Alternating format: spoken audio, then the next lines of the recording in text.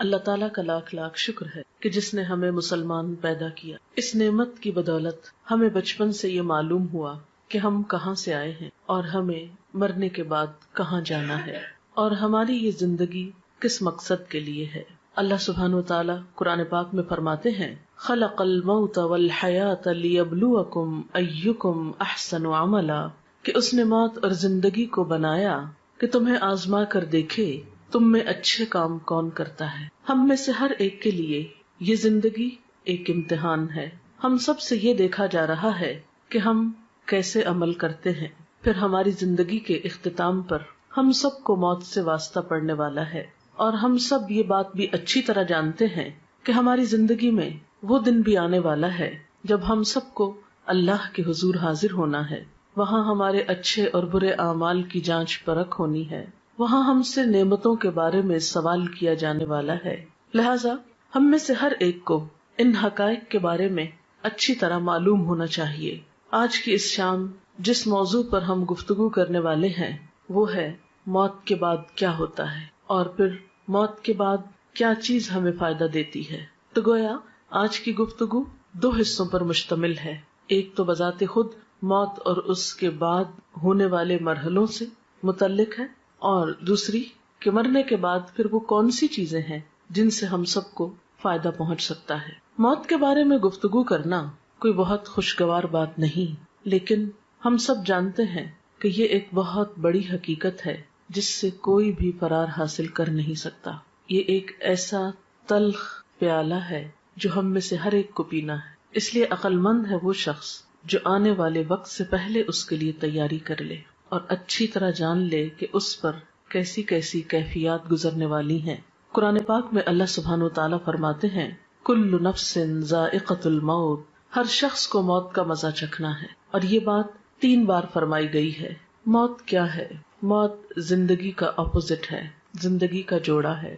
ہر چیز اپنے جوڑے کے ساتھ مکمل ہوتی ہے. اسی طرح زندگی کا تصور اس وقت تک ادھورا رہتا ہے جب تک کہ موت کا ذکر نہ ہو. انسانی تخلیق کے بارے میں اللہ سبحانہ وتعالیٰ نے فرمایا وَكُنْتُمْ أَمْوَاتًا فَأَحْيَاكُمْ ثُمَّ يُمِيتُكُمْ ثُمَّ يُحْيِيكُمْ ثُمَّ إِلَيْهِ تُرْجَعُونَ. تم مردہ تھے، پھر اس نے تم کو زندہ کیا، پھر وہ تم کو موت دے گا، پھر وہ تم کو زندہ کرے گا، پھر تم اس کی طرف لوٹائے جاؤ گے، پھر تم اسی کی طرف جمع کیے جاؤ گے. ہم کچھ نہ تھے، پھر ہم وجود میں آئے، پھر ایک وقت ہوگا کہ موت آ جائے گی اور ہماری یہ ظاہری ہستی ختم ہو جائے گی، اور پھر ایک وقت آئے گا کہ دوبارہ زندگی ملے گی اور پھر اللہ کی طرف واپسی، حساب کتاب کا وقت. گویا ہر انسان ان 4 مرحلوں سے گزرتا ہے. پہلا مرحلہ کچھ نہ تھے. اس مرحلے میں ہماری روح موجود تھی کیونکہ اللہ تعالیٰ نے تمام روحوں کو حضرت آدم علیہ السلام کی پیدائش کے بعد پیدا کر لیا تھا، لیکن دنیا میں آنے تک وہ سب ایک انتظار گاہ میں ہوتی ہیں. اس میں روح ایک الگ وجود رکھتی ہے مگر جسم نہیں ہوتا. یہ کیفیت بھی موت سے ملتی جلتی ہے جب روح تنہا ہوتی ہے. پھر زندگی جب ملتی ہے تو روح کو جسم مل جاتا ہے. پھر جب موت آتی ہے تو روح جسم سے جدا کر دی جاتی ہے. پھر جب دوبارہ زندگی ملے گی تو جسم اور روح پھر آپس میں مل جائیں گے. تو گویا دوسرے لفظوں میں موت نام ہے جسم اور روح کی جدائی کا، اور زندگی نام ہے دونوں کے ملاپ کا. ہم کچھ نہ تھے، ہم وجود میں آئے، ہماری روح کو جسم ملا، اور جب ہماری زندگی پوری ہو جائے گی، ہمیں دیا ہوا وقت مکمل ہو جائے گا، تو پھر ہم میں سے ہر ایک کو موت کی کیفیت سے لازماً دوچار ہونا ہوگا. وہ وقت بہت اداسی کا وقت ہوتا ہے. جدائی کا وقت تو ویسے بھی خاص زندگی میں ہی کسی سے جدائی ہو وہ ایک تکلیف دہ وقت ہوتا ہے. الگ ہونا، بچھڑنا کوئی خوشگوار بات نہیں. عارضی جدائیاں بھی تکلیف دہ ہوتی ہیں، لیکن کچھ جدائیاں پھر مستقل ہو جاتی اور اس کے بعد دوبارہ اس دنیا میں واپسی کا امکان نہیں. پھر انسان اگلے مرحلے طے کرتا ہے. وہ وقت نہ صرف یہ کہ روحانی طور پر ایک اداسی کا، تکلیف کا وقت ہوتا ہے، بلکہ جسمانی طور پر بھی ایک تکلیف دہ وقت ہوتا ہے. موت کے وقت کی ایک سختی ہوتی ہے، روح کے ساتھ جسم بھی اس تکلیف کو محسوس کرتا ہے. انسان کا بال بال دکھتا ہے. وہ وقت ایک بے ہوشی کا سا وقت ہوتا ہے. قرآن پاک میں سورۃ قاف میں اللہ تعالیٰ فرماتے ہیں وَجَاءَتْ سَكْرَةُ الْمَوْتِ بِالْحَقِّ، اور موت کی بے ہوشی یا موت کی سختی حق لے کر آ پہنچی. یعنی موت کے وقت ایک بے ہوشی کی سی کیفیت اور ایک تکلیف کی سی کیفیت ہوتی ہے. اسی لیے حضور صلی اللہ علیہ وسلم نے ایک دعا سکھائی، اللہم اعنی علی سکرات الموت وغمرات الموت. اے اللہ تو میری مدد فرما موت کی بے ہوشیوں پر اور موت کے وقت جو تکلیف ہے اس پر. اللہ سبحانہ وتعالی یہ بھی فرماتے ہیں، کلا اذا بلغت التراقی وقیل من راق وظن انہ الفراق والتفت الساق بالساق الی ربک یومئذ المساق. سورۃ القیامہ کی ان آیات میں بتایا گیا کہ جب جان حلق تک پہنچ جاتی ہے تو کہا جاتا ہے کہ ہے کوئی جھاڑ پھونک کرنے والا. آدمی یہ سمجھتا ہے کہ اب دنیا سے جدائی کا وقت آ گیا. اس وقت پنڈلی کے ساتھ پنڈلی مل جاتی ہے، یعنی انسان کی انتہائی بے بسی کی کیفیت ہوتی ہے. نہ کوئی علاج کام آتا ہے، نہ کوئی دم درود کام آتا ہے، اور انسان اپنی روح کو خیر بات کہہ دیتا ہے.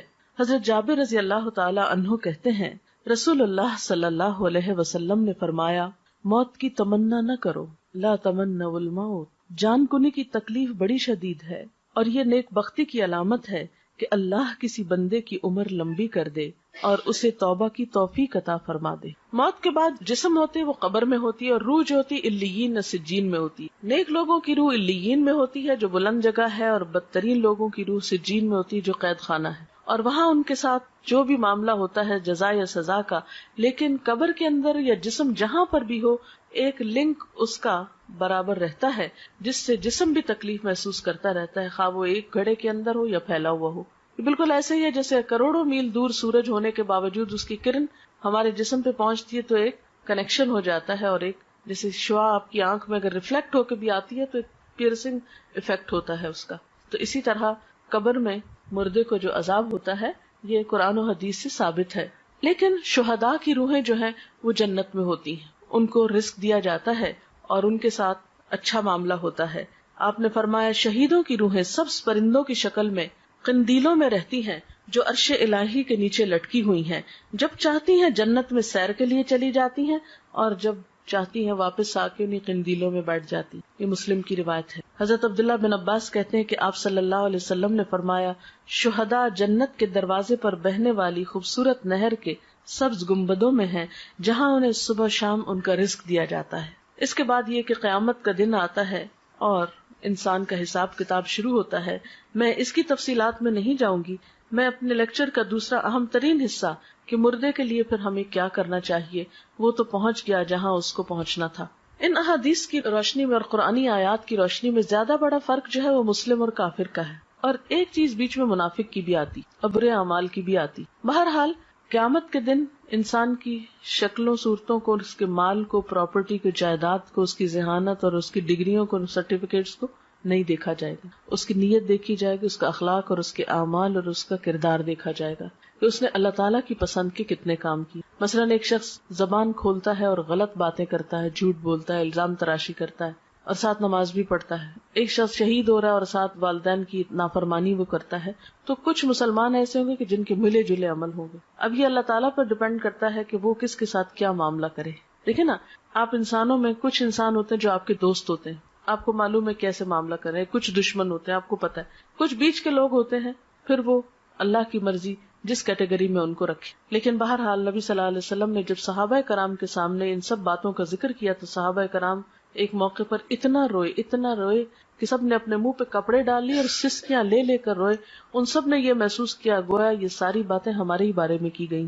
لیکن جب ہمیں اس طرح کی کوئی بات سنائی جائے تو ہم کہتے ہیں نہیں یہ تو کافر کی بات ہے، منافق کی بات ہے، ہم تو کلمہ پڑھتے ہیں اس لیے ہم پہ کوئی اثر نہیں. لیکن ٹھیک ہے ہم کلمہ پڑھتے ہیں، لیکن یہ بھی دیکھنا چاہیے کہ کلمے کی تصدیق کتنی کرتے ہیں، اس کو سچا کتنا مانتے ہیں، اور اللہ تعالیٰ کو بڑا کتنا مانتے ہیں، اس کی اطاعت کتنی کرتے ہیں.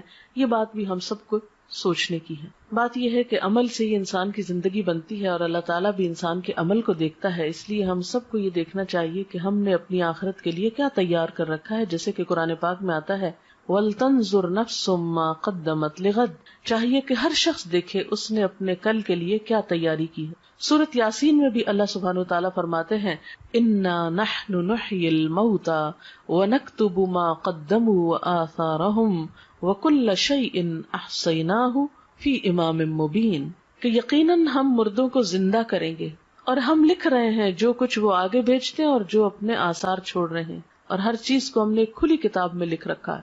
تو گویا ہر انسان کا نامہ اعمال دو چیزوں پر مشتمل ہے، ایک وہ جو اپنی زندگی میں کام کرتا ہے اچھے یا برے، دوسرے وہ جو اس کے بعد اس کے نام پر یا اس کو دیکھ کر لوگ کرتے ہیں. مثلاً اس کے جتنے بھی آثار ہیں، آثار سے مراد نشانیاں ہوتی ہیں، اثر کی جمع ہے. بچے اس کی نشانیاں ہیں، یا اس کا علم اس کی ایک نشانی یا علامت ہے، یا اور اس کے کچھ اچھے اعمال. ایسے اعمال کا اس کو بعد میں بھی بونس ملتا رہتا ہے، اجر ملتا رہتا ہے، لیکن نئے عمل کرنے کا وقت ختم ہو جاتا ہے. اس لیے ہم دیکھتے ہیں کہ نبی صلی اللہ علیہ وسلم نے فرمایا مرنے کے بعد انسان کے اعمال کا سلسلہ منقطع ہو جاتا ہے سوائے تین چیزوں کے جن کا ثواب میت کو پہنچتا رہتا ہے.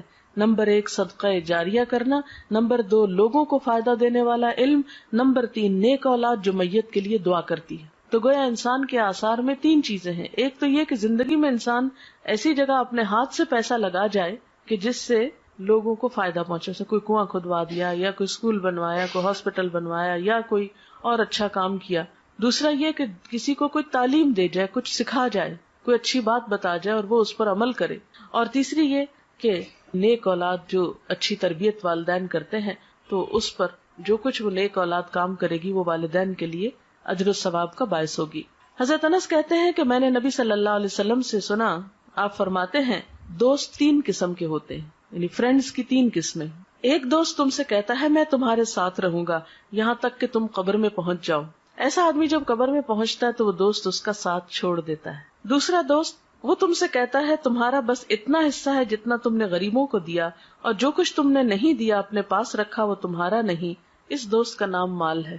یعنی ایک انسانی دوست ہے جو زندگی میں ساتھ دیتا ہے، مرنے پہ ساتھ چھوڑ جاتا ہے. دوسرا مال ہے جو اگر تو اچھے کاموں میں لگا دیا جائے، دوسروں پہ خرچ کیا جائے تو بعد میں بھی کام آئے گا، اور اگر صرف اپنی ذات پر خرچ کر دیا اور اپنی خواہشات کے پورا کرنے پر تو اس سے کیا ہوگا، وہ بعد میں کام نہیں آئے گا. اور تیسرا دوست تم سے کہتا ہے کہ میں تمہارے ساتھ رہوں گا اس جگہ بھی جہاں تم داخل ہوگے، اس جگہ بھی جہاں سے تم نکل کر جاؤ گے، یعنی قبر. اس کا نام عمل ہے. آدمی حیران ہو کر عمل سے کہے گا بخدا ان تینوں طرح کے دوستوں میں سے تم میں حقیر اور معمولی چیز سمجھتا تھا اور یہ میری بھول تھی. میں نے رشتہ داروں کے لیے، دوستوں کے لیے سب کچھ کیا، کوئی کام نہیں آیا، صرف عمل ہی ساتھ رہا. تو گویا ایک دوست انسان ہے، دوسرا مال ہے اور تیسرا عمل ہے. انسان انسانی دوستوں کو بہت اہمیت دیتا ہے، مال کو بھی بہت چاہتا ہے، لیکن کام کرنا پسند نہیں کرتا جبکہ ساتھ اسی کو دینا ہے. حضرت ابو ہریرہ سے روایت ہے نبی صلی اللہ علیہ وسلم نے فرمایا بے شک مومن کے ان کاموں اور نیکیوں میں سے جن کا ثواب اسے مرنے کے بعد بھی پہنچتا رہے گا یہ چیزیں ہیں. یعنی اپنی زندگی میں انسان ایسے کام کر جائے جس کا اجر و ثواب اس کو مرنے کے بعد ملے. تو آپ صلی اللہ علیہ وسلم نے اب وہ کام بتائے. اب یہ حدیث ہم سب کے لیے کہ وہ کون سے کام ہیں جو آج ہم کریں تو ہمیں قبر میں بھی اس کا پروفٹ ملتا رہے گا، اس کا فائدہ ملتا رہے گا، کیونکہ عمل ہی ساتھ جائے گا نا. وہ کون سے ہیں؟ نمبر 1 وہ علم جس کو اس نے سیکھ کر پھیلایا، یعنی خود بھی سیکھا اور دوسروں کو بھی سکھایا یا پھیلایا. نمبر 2 نیک اولاد جو اپنے بعد چھوڑ گیا، کیونکہ وہ بھی جو کچھ کرے گی انسان کی کوشش ہوتی ہے نا اس میں شامل، کیونکہ اولاد کو سکھاتا ہے انسان، طالب علموں کی طرح تربیت کرتا ہے، تو جو وہ کرے گا وہ بھی ثواب ملے گا اس. نمبر 3 قرآن مجید جس کا وہ دوسرے کو وارث بنا گیا، یعنی اس کے اپنا تھا جس سے پڑھتا تھا کرتا تھا، پھر وہ کسی کو دے گیا اور کوئی اور اس کو پڑھ رہا ہے. نمبر 4 مسجد جو وہ تعمیر کر گیا. نمبر 5 مسافروں کے ٹھہرنے کے لیے گھر بنا گیا، یہ کوئی ہاسٹل بھی ہو سکتا ہے، کوئی مسافر خانہ، سرائے، کچھ بھی ہو سکتا ہے. نمبر 6 نہر جاری کر گیا، یعنی پانی کا انتظام کر گیا. نمبر 7 صدقہ خیرات جو وہ اپنے مال میں سے اپنی تندرستی اور زندگی کی حالت میں نکال کے گیا، یعنی کہ مرتے وقت یہ فلاں کو دے دو فلاں کو، وہ تو پھر ہو گیا اوروں کا. ان چیزوں کا اس کو مرنے کے بعد بھی ثواب پہنچتا رہے گا. یعنی یہ وہ اعمال ہے کہ جو مرنے کے بعد بھی انسان کے کام آتے ہیں. حضرت ابو ہریرہ سے روایت ہے سعد بن عبادہ کی والدہ فوت ہو گئی تو سعد نے کہا اے اللہ کے رسول صلی اللہ علیہ وسلم میری ماں فوت ہو گئی ہے، کیا میں اس کی طرف سے خیرات کر سکتا ہوں؟ آپ نے فرمایا ہاں. عرض کی کون سی خیرات بہتر رہے گی؟ فرمایا پانی پینے کا انتظام، یعنی دوسروں کو پانی پلانے کا انتظام کرو. تو مرنے والے کے لیے یہ نیکی بھی باعث ثواب ہے، خواہ انسان اپنی زندگی میں خود کر جائے یا اس کے بعد اس کی اولاد کرے یا وارث کرے. پھر علم کے بارے میں آپ صلی اللہ علیہ وسلم نے فرمایا بے علموں کو علم سکھانا صدقہ ہے. حصول علم کے راستے پہ چلنے والے کے لیے اللہ تعالیٰ جنت کا راستہ آسان کر دیتے ہیں. یعنی علم جو ہے انسان کے لیے بہترین صدقہ جاریہ ہے. انسان اگر سیکھتا ہے، سکھاتا ہے، کوئی کتاب لکھتا ہے، کوئی مضمون لکھتا ہے، کوئی کسی کو تعلیم دیتا ہے، کسی طالب علم کی فیس دیتا ہے، کوئی اسکول بنوا دیتا ہے، کوئی مدرسہ بنواتا ہے، کچھ بھی جو علم کی ایکٹیویٹی یا ترقی کے لیے، اور آج کا دور جیسے کمپیوٹر انٹرنیٹ کا دور ہے یا اور وسائل، تو کوئی بھی ایسا آلہ یا چیز خریدنا یا تیار کرنا یا ایجاد کرنا، وہ سب اس میں شامل ہے جس سے خیر کی بات عام ہو سکے. پھر نیک اولاد، یعنی انسان کی زندگی میں بہت چانس ہے کہ اپنے بچوں کی، اور خصوصاً آپ مائیں ہیں جن کے پاس بچوں کو وقت زیادہ ملتا ہے رہنے کا، ان کی اچھی تربیت کرے. آپ نے فرمایا سب سے پاکیزہ کھانا جو تم کھاتے ہو اپنے ہاتھ کی کمائی سے ہے، اور تمہاری اولاد بھی تمہاری کمائی میں شامل ہے. یعنی گویا اولاد کو قرآن و سنت کا علم دینا، اچھی تمیز، اخلاق، ادب سکھانا جو ہے اجر و ثواب کا باعث ہے. ایک اور چیز جو میت کو فائدہ دیتی ہے وہ دعا ہے. ایک مسلمان جب اپنے بھائی کی عدم موجودگی میں دعا کرتا ہے تو وہ قبول ہوتی ہے، اور اس آدمی کے پاس ایک نگران فرشتہ ہوتا ہے جو کہتا ہے کہ جو دعا تم اپنے بھائی کے لیے کر رہے ہو وہی تم کو بھی ملے. پھر اسی طرح ایک حدیث میں آتا ہے کہ قبر میں میت کی مثال ڈوبنے والے اور فریاد کرنے والے کی طرح ہوتی ہے، جو اپنے ماں باپ یا بہن بھائی یا کسی دوست کی دعا کا منتظر رہتا ہے، اور جب وہ اسے پہنچتی ہے تو دنیا کی ہر چیز سے زیادہ پیاری اس کو وہ دعا ہوتی ہے جو دوستوں کی طرف سے اس کو ملتی ہے یا اولاد کی طرف سے. آپ صلی اللہ علیہ وسلم نے فرمایا بے شک اللہ تعالیٰ اہل دنیا کی دعا سے اہل قبور کو پہاڑوں کے برابر اجر عطا کرتا ہے. یعنی ہماری دعائیں مردوں کے حق میں کیسے ثابت ہوتی ہیں؟ جیسے پہاڑ جتنا تحفہ، جو معمولی چیز نہیں ہے کسی مرنے والے کے لیے دعا کرنا. مردوں کے لیے زندوں کی طرف سے بہترین تحفہ ان کے لیے استغفار کرنا، یعنی ان کی بخشش کی دعا کرنا ہے. اور وہ دعا کیا ہے؟ اللہم اغفر لہ وارحمہ وعافہ واعف عنہ واکرم نزلہ ووسع مدخلہ واغسلہ بالماء والثلج والبرد ونقہ من الخطایا کما ينقى الثوب الابيض من الدنس اللہم ابدلہ دارا خیرا من دارہ واہلا خیرا من اہلہ وزوجا خیرا من زوجہ اللہم ادخلہ الجنۃ واعذہ من عذاب القبر ومن عذاب النار. تو یہ مسنون دعا ہے جو آپ صلی اللہ علیہ وسلم مردے کے لیے پڑھتے تھے. ہم سب کو بھی اپنے والدین کے لیے اور دیگر رشتہ داروں کے لیے یا دوستوں کے لیے جو دنیا سے چلے جائیں یہی دعا کرنی چاہیے. ہم سب کے پاس جو وقت ہے، صحت ہے، جوانی ہے، یہ ساری نعمتیں ایسی ہیں کہ جن کے بارے میں ہم سے سوال کیا جائے گا، حساب ہوگا. تو بات یہ ہے کہ ہمیں دو کام کرنے ہیں. ایک تو یہ کہ اپنے لیے ایسے کام کرنے ہیں جو ہمارے مرنے کے بعد ہمارے اپنے لیے صدقہ جاریہ بنے. دوسرے وہ کام ہیں جو ہمیں اپنے عزیز دوستوں، رشتہ داروں، والدین اور دیگر اقرباء کے لیے کرنے ہیں اگر وہ دنیا سے چلے جائیں، کیونکہ وہ اب اپنے لیے خود کچھ نہیں کر سکتے، وہ اب آپ کی دعاؤں کے محتاج ہو گئے. تو سب سے پہلی بہترین چیز جو کرنی ہے آپ کو وہ دعا کرنی. نمبر 2 یہ کہ ان کے لیے صدقہ خیرات کرنا ہے، اور خاص طور پر اگر وہ کوئی قرضہ چھوڑ گئے تو پہلے اس کو ادا کریں، ان کی وراثت تقسیم کرنے میں مدد کریں اہل خاندان کی. تیسری چیز، اگر ان کے روزے چھوٹ گئے ہیں تو اس کو ادا کریں، چاہے خود رکھیں یا اس کا کفارہ دیں. اور چوتھی چیز یہ کہ ان کے لیے صدقہ خیرات کا اہتمام، جیسے کنویں کھدوانے کی شکل میں یا پانی پلانے کی شکل میں یا اور کسی بھی طریقے سے. تو دعا، قرضوں کی ادائیگی، علم کا پھیلانا، یہ تمام چیزیں جو ہیں یہ میت کو فائدہ دیتی ہیں. وآخر دعوانا ان الحمد للہ رب العالمین. اب اگر آپ کے پاس کوئی سوال ہے تو آپ وہ کر سکتے ہیں. میں نے اسی لیے ذرا سا پہلے چھوڑا ہے کہ دعا کا بھی وقت مل جائے، اور اگر کوئی بات آپ کے ذہن میں ہو جو اس لیکچر سے واضح نہیں ہوئی تو اس سے آپ کو فائدہ ہو جائے. شرک کا مطلب ہوتا ہے کسی کو شریک کرنا.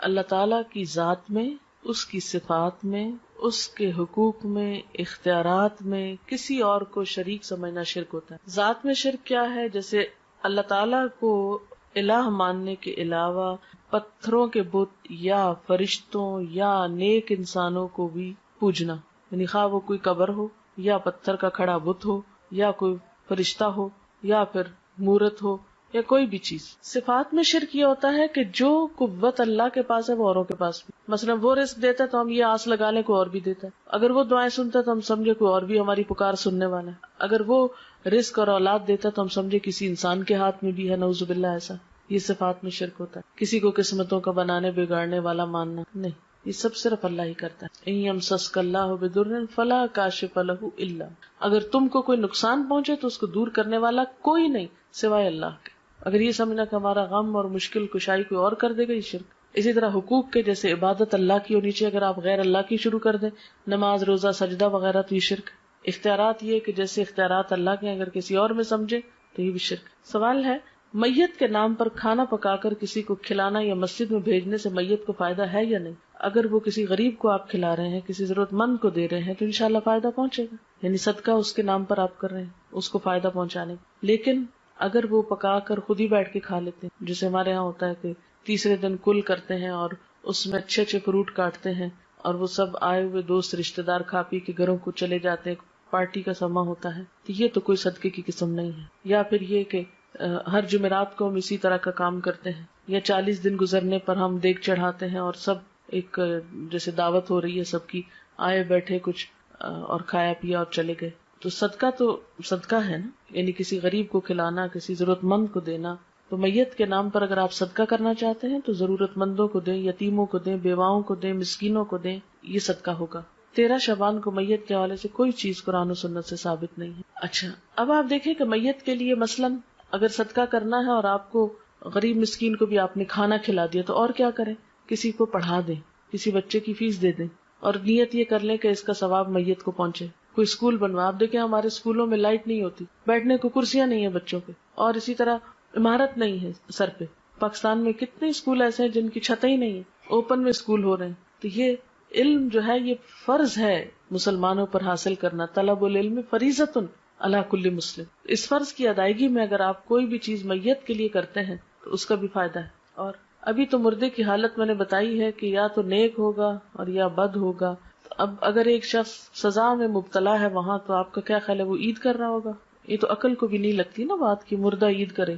مردوں کی کیا عید؟ نصف شعبان کی کیا کوئی دعا ہے؟ یہ دعا کی کوئی فضیلت ہے؟ دیکھیں کہ آپ صلی اللہ علیہ وسلم سے کوئی ایسی دعا تو ہمیں نہیں پتہ چلتی قرآن و سنت میں کہ جو آپ نے 15 شعبان کو خاص طور پہ مانگی۔ دیکھیے کہ اسلام میں عبادت کا جو تصور ہے وہ یہ ہے کہ بندہ ہر لمحہ اپنے رب کو یاد کرے، یہ ہے عبادت کی روح۔ یہ نہیں کہ آپ سال بھر بھولے رہیں اور ایک دن بس جلدی سے جا کے ہاتھ لگائیں، یاد کر لیں، پھر آ کے واپس بھول جائیں۔ کرسچنس کے اندر تو یہ ہے کہ سنڈے کے سنڈے آپ جا کے خدا کو یاد کر لیں اور باقی دن جو ہے وہ اپنی مرضی کے گزارے۔ اسلام میں کیا ہے؟ فاذکرونی اذکرکم، مجھے یاد کرو میں تم کو یاد کروں گا۔ نبی صلی اللہ علیہ وسلم کا طریقہ کیا ہوتا تھا؟ کان یذکر اللہ فی کل احیان، آپ اللہ کو ہر لمحہ یاد کیا کرتے تھے۔ الذین یذکرون اللہ قیاما وقعودا وعلی جنوبہم، وہ لوگ جو اللہ کا ذکر کرتے رہتے ہیں کھڑے اور بیٹھے اور لیٹے۔ یہ ہے عبادت کا تصور۔ جیسے نمازیں، دن میں 5 نمازیں فرض ہیں، اس کی پابندی لازم ہے، اس کو نہ پڑھنے پہ سخت پکڑ ہے۔ قیامت کے دن پہلا سوال نماز کے بارے میں ہوگا۔ پھر اس کے بعد سال میں روزے فرض ہیں، وہ اگر رمضان کے بغیر آپ رکھیں گے تو اس کو کوئی فائدہ نہیں، وہ نفل شمار ہوگی۔ ایک روزہ رمضان کا بغیر کسی وجہ کے چھوڑ دینا، اس کے بدلے میں زندگی بھر روزے رکھے تو وہ اجر نہیں ملتا۔ یعنی پوری زندگی آپ روزے رکھیں نا اور ایک چھوڑ دیں رمضان کا روزہ تو وہ برابر نہیں ہو سکتا اجر۔ پھر حج فرض ہے صاحب استطاعت لوگوں پر، اور حج کے لیے دن مقرر ہے، مہینہ مقرر ہے، وقت اور جگہ مقرر ہے۔ اگر اس پہ آپ نہیں پہنچے تو آپ کا حج نہیں ہوا۔ عیدوں کا دن مقرر ہے، زکوٰۃ کے لیے کہ جب آپ کا سال پورا ہو، سال میں کسی بھی وقت جب آپ کا ٹائم پورا آپ دے دیں۔ یہ تو ہے مقرر دن، مقرر وقت، مقرر جگہ، مقرر طریقے۔ باقی کیا ہے؟ ہر وقت اللہ کو یاد کرو، ذکر کرو، توبہ استغفار کرو، تسبیح کرو، صدقہ خیرات کرو، کچھ بھی کرو۔ لیکن ہم نے کیا کیا ہے کہ کچھ مخصوص دنوں کو بس خاص کر لیا عبادت کے لیے اور باقی زندگی اپنی مرضی کے لیے۔ یہ طریقہ کار درست نہیں ہے۔ اس میں پھر خاص طور پر جو چیزیں بہت زیادہ زور پکڑ رہی ہیں وہ رجب کی 27 تاریخ کو عبادت کر لینا یا 15 شعبان کو کر لینا، حالانکہ حضور صلی اللہ علیہ وسلم شعبان میں اتنی کثرت سے روزے رکھتے تھے کہ اور کسی مہینے میں رمضان کے علاوہ نہیں۔ آپ کہتے تھے کہ اس مہینے میں اعمال اللہ کے حضور پیش کیے جاتے ہیں کہ میرا جی چاہتا ہے کہ جب میرے عمل اللہ کے حضور پیش کیے جائیں تو میں روزے سے ہوں، یعنی اتنا اجر و ثواب ہے اس مہینے میں روزے رکھنے۔ لیکن ہم لوگوں نے باقی تو نفلی روزے بھول کے صرف ایک 15 کا روزہ رکھ لیتے ہیں، حالانکہ آپ نے صرف ایک دن مخصوص نہیں کیا اس کے لیے۔ ہاں 15 کے بعد روزے رکھنے سے منع کیا ہم کو تاکہ اگلے رمضان کے اوپر اثر نہ پڑے۔ باقی اس مہینے میں صدقہ خیرات کریں، ذکر اذکار کریں، نمازیں پڑھیں، جو بھی کریں اچھے کام وہ آپ کو فائدہ دیں گے۔ لیکن صرف مخصوص اوقات میں مخصوص طریقے کی مخصوص نماز پڑھ کے فارغ ہو جانا اور پھر فرائض کی بھی پابندی نہ کرنا، یہ بات درست نہیں۔ عورتوں کے قبرستان جانے کے بارے میں یہ کہ پسندیدہ نہیں ہے، کبھی ایک آدھ بار چلا جائے انسان عبرت کے لیے تو اور بات ہے، جیسے حضرت عائشہ سے روایت ہے ایک دفعہ وہ گئی تھی اپنے بھائی کی قبر پر، یا یہ کہ آپ لوگ کہیں بازار سے گزر رہے ہوتے ہیں تو راستے میں قبرستان ہے اور گاڑی گزر رہی تو آپ بھی دعا پڑھ دیں۔ لیکن اسپیشلی قبرستان کے اندر جا کے کسی قبر کے پاس بیٹھ رہنا اور عورتوں کا کثرت سے جانا، اس کو ناپسند کیا گیا ہے۔ کوئی شخص مر گیا، اس کے نام پر کھانا پکانا اور فاتحہ پڑھنا کیا درست ہے؟ میں نے بتایا نا ابھی کہ اس کی طرف سے صدقہ کرنے کے لیے آپ کسی غریب کو دے دیجئے اور کسی ضرورت مند کو کھلائیے. آپ اس کے نام پہ صدقہ کر سکتے. نام سے مراد یہ کہ اس کی طرف سے کہ اس کو ثواب پہنچے، صدقہ خیرات آپ کر سکتے ہیں. جی فاتحہ جو ہے یہ تو اپنی ہدایت کی دعا ہوتی. سورۃ الفاتحہ میں کیا ہے؟ ایاک نعبد و ایاک نستعین اہدنا الصراط المستقیم. ہم صرف تیری عبادت کرتے ہیں اور تجھ سے ہی مدد مانگتے ہیں، ہمیں سیدھا راستہ دکھا. تو مردے کو تو ہدایت کی دعا نہیں چاہیے، مردہ تو مر گیا، اس کو تو اب بخشش کی دعا چاہیے. اس لیے اس موقع پر کچھ مخصوص ذکر آپ صلی اللہ علیہ وسلم نے ہمیں نہیں سکھایا. بس نیت کریں، خواہ گھر میں نہیں بھی پکائیں. دیکھیں کتنے لوگ ہیں جو گھر میں کھانا پکا سکتے ہیں. کئی لوگ جو ہیں وہ ان میں ہمت نہیں، کوئی بیمار ہے، کوئی مصروف ہے، کوئی کسی کے پاس اتنی وسعت نہیں. تو آپ بے شک راشن دے دیں، آپ پیسہ دے دیں، آپ کسی بھی طرح کسی کی مدد کر دیں. ضروری نہیں کہ پکا کے سامنے رکھ کے پڑھ کے پھر دیں. یہ ہم نے خود رواج نکال لیا ہے. دعا کرنا جو ہے میت کو سب سے زیادہ فائدہ دیتا ہے. دیکھیں ہمارا دعا پہ کچھ خرچ نہیں آتا. اذان سن لیجئے پھر دعا کرتے ہیں. سبحان اللہ وبحمدہ عدد خلقہ ورضا نفسہ وزنۃ عرشہ ومداد کلماتہ سبحان اللہ العظیم.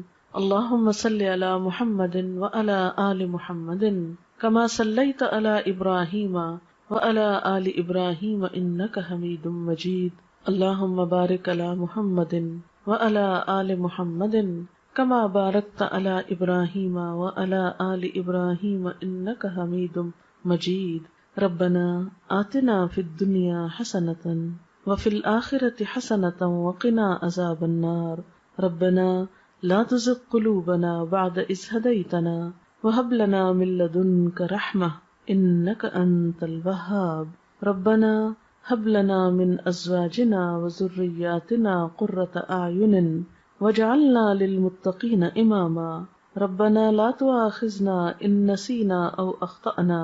ربنا ولا تحمل علينا إصرا كما حملته على الذين من قبلنا. ربنا ولا تحملنا ما لا طاقة لنا به واعف عنا واغفر لنا وارحمنا أنت مولانا فانصرنا على القوم الكافرين. یا اللہ پاک جو کچھ ہم نے پڑھا ہے سنا ہے اپنی رحمت سے اسے قبول فرما. یا اللہ جو باتیں آپ کی مرضی کے مطابق ہوئی ہیں، آپ کو پسند آئی ہیں، ہم سب کو اس پر عمل کی توفیق عطا فرما.